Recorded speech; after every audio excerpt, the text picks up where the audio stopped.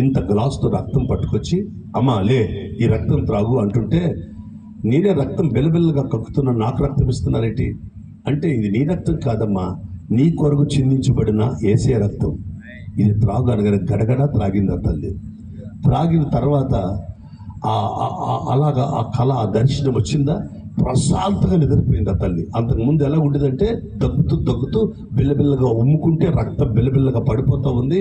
అందుకని ఎంత బేషన్ నిండా బూడిదేసి, ఏమంటే ఒక పొయ్యిలో కాల్చబడిన ఆ ఉంటుంది కదా, అది మసిలాగా బుగ్గులాగా లేదా ఆ పిడకలతో కాల్చిన అది బూడిద, ఆ బూడిదంతా వేసి పెట్టిన గమేల అదంతా ఈ రక్తమయమైపోయి, అదంతా ఈ నీళ్ళంతా నీసు వాసన వస్తూ ఉంటే, మరణపు కంపు ఆ ఇంట్లో వస్తూ ఉంటే, శక్తమైన పరిస్థితుల మధ్య ఇల్లు ఉంటూ ఉంటే, ఆ ఇంట్లోకి యేసు ప్రభు ఎప్పుడైతే రక్తం కనపడిందో, ఆ తల్లికి ఆ దర్శనం వచ్చిందో, ప్రశాంతంగా నిద్రపోవడం మొదలు పెడితే ఇంట్లో వాళ్ళు ఆశ్చర్యపోయారు.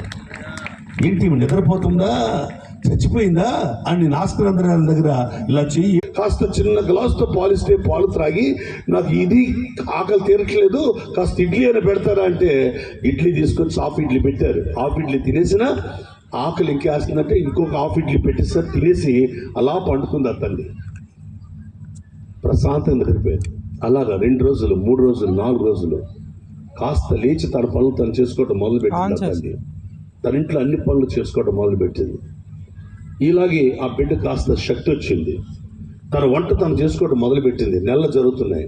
ఓ రోజు తన భర్తతో ఆ భార్య నరసమ్మ గారు చెప్తున్న మాట, అయ్యా యేసు ప్రభు వారు నాకు ఒక రోజు కనపడ్డారు, నీకు చెప్పలేదు కదా, ఇంత గ్లాసుతో రక్తం పట్టుకొచ్చి ఇచ్చారు. ఆ రక్తం త్రాగిన తర్వాత నా గుండెల మీద ఉన్న బరువు తీర్పునట్టు అయిపోయింది. నేను ప్రశాంతంగా ఉన్నాను.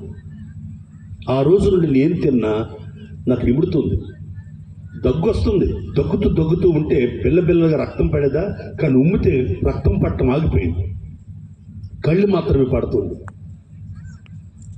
తమ్ముడు మానిటర్ పెట్టాము ఒకసారి. ఇది పరిస్థితి. నా జీవితంలో నాకు యేసు ప్రభు కనపడిన తర్వాత నా గుండెల మీద బరువంతా, ఆ రక్తం నీ త్రాగిన తర్వాత ఆ బరువంతా పోయినట్టు అయిపోయింది అని ఆ తల్లి చెప్పింది.